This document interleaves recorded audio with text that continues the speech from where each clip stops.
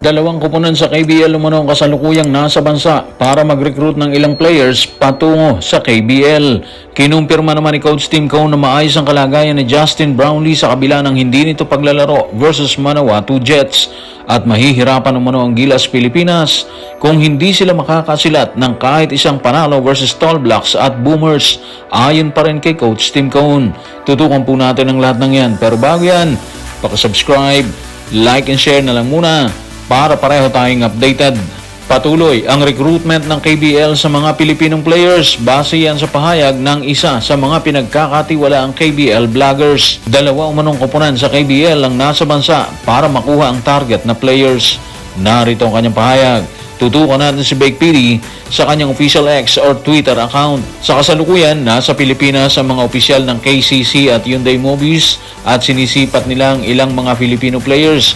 Posibleng parehong naghahanap ang dalawang koponan ng mga manlalaro para sa guard position sa tingin ko yan. So magandang senyales itong mga playoffs para sa basketball dito sa Pilipinas. Ibig sabihin lang yan, kahit marami ng Filipino players na naglalaro sa KBL, tuloy pa rin ang interest ng mga Korean teams sa talent ng mga Pinoy, di ba? Pinapakita lang nito mga playoffs na magandang reputation ng mga Filipino guards pagdating sa skill, shooting at basketball IQ. Sa tingin natin, posible silang tumitingin pareho sa UAAP at sa PBA. Kung ang hanap nila ay player na pwedeng mag-contribute kagad, mas malaki ang tsansa sa PBA sila tumitingin dahil nandun na yung mga veterano at mga subok na sa professional level. Hindi rin posible na may ilang PBA guards na nasa radar na ng KCC at Hyundai Mobis. So siguro kung sakaling makakuha ang dalawang KBL teams ng PBA players, malaking opportunity yon para sa mga players, di ba? Bukod sa mas mataas na antas ng competition, makakarana sila ng ibang playing style na makakatulong sa kanilang development. Posible rin ito magbukas ng mas marami pang pagkakataon para sa ibang Pinoy na gusto maglaro sa Korea. Ang problema na ito mga playoffs, malaki rin ang magiging impact niyan sa players pagdating sa kontrata, di ba? Kung kasi katulad ng ilang players na matapos tumuwid sa liga, katulad ni Will Navarro, ma-release kaagad sila, nahaharap sila sa 3 taong parusa. Ban kaagad sila for 3 years. Hindi sila pwedeng pumasok agad sa PBA kung sakasakali. So sa tingin natin, yun ang malaking problema sa side ng players. Nakakuha sila ng kontrata sa KBL, sabihin natin medyo maganda, halimbawa, di ba? Pero kung hindi sila nagustuhan, kangkungan din ang bagsak nila sa dulo. Samantala, hindi naman umuna nasilayan si Justin Brownlee sa tune-up game ng Gilas versus Manawatu Jets. Kaya naman si Coach Tim nagbigay ng pahayag. Base sa kanyang pahayag, inihahanda at pinagpapahinga ng grupo si Brownlee para sa Tall Blacks at Boomers. Narito ang kanyang paglalahad. Tutukan natin si Coach Tim sa report ni Richard D. ng The Manila Times. Maayos si Justin, tinitiyak lang namin na mananatili siyang sariwa at nasa pinakamagandang kondisyon.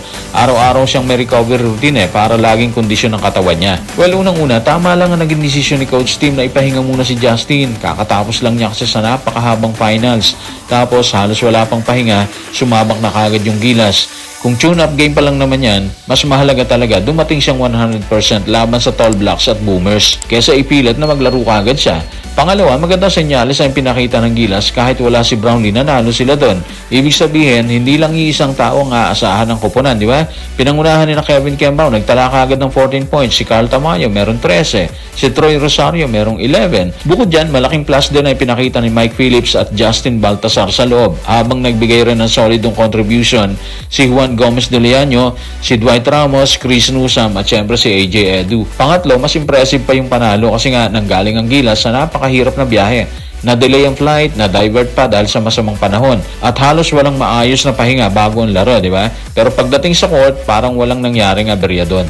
Mula umpisa hanggang dulo, kontrolado nila yung laban at pinakita yung magandang chemistry ng team. So sa tingin natin, ito yung gustong makita talaga ni Coach Tim Cone. Hindi lang yung panalo kundi ang katotohanan kaya ng Gilas manalo kahit wala muna ang pangunahing scorer nila. Kung bumalik si Brownlee sa susunod na tune-up game, mas magiging balanse yung opensa ng team. At kung ganito ang ambag ng mga batang players, mas may dahilan ng mga Pilipino na umasa bago ang mabibigat na laban kontra New Zealand at Australia. Inamin naman ni Coach Tim Cone na mahihirapan sila kung hindi sila makakakuha ng panalo laban sa Boomers at Tall Blacks ngayong window. Dagdag pa niya, kailangan nilang walisin ang susunod na round kung hindi sila mananalo sa laban. Ayon pa sa kanya, napakahirap nitong gawin. Narito ang kanyang kwento. Tutukan natin si Coach Tim sa report ni Reynald Magalyon ng Manila Bulletin. Kung makakasilat kami ng kahit isang panalo sa dalawang larong yan, napakalaking bagay na yan pagpasok namin sa susunod na round. Yun talaga yung plano namin.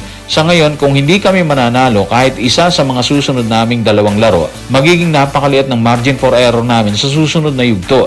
Halos parang kailangan na naming walisin ang lahat ng laro sa susunod na round. At napakahirap gawin yon, lalo na at makakaharap namin ng mga dekalibreng koponan tulad ng Iran at Jordan. Kaya napakalaking tulong kung makakakuha kami ng kahit isang panalo sa dalawang laban na yan. Gusto natin yung pagiging realistic ni Coach Tim Cone na hindi niya sinabi na kailangan agad talunin ang New Zealand at Australia.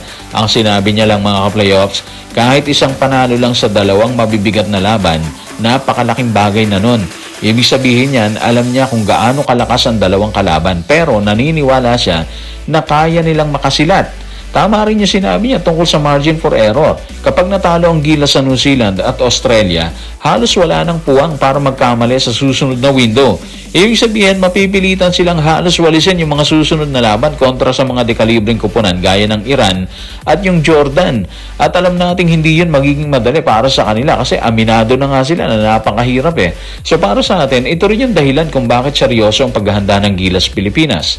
Nag-training camp sila sa Australia, nagkaroon ng tune-up game sa New Zealand at pinahinga pa si Justin Brownlee sa unang exhibition game.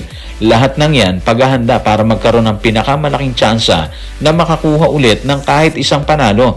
Sa huli, mga ka-playoffs, kung makakasilat ang Gilas ng isa sa New Zealand at Australia, hindi lang ito magiging malaking resulta sa standings.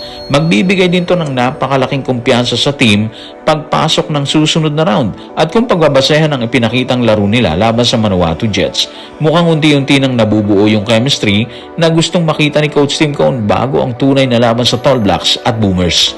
So guys, maraming salamat.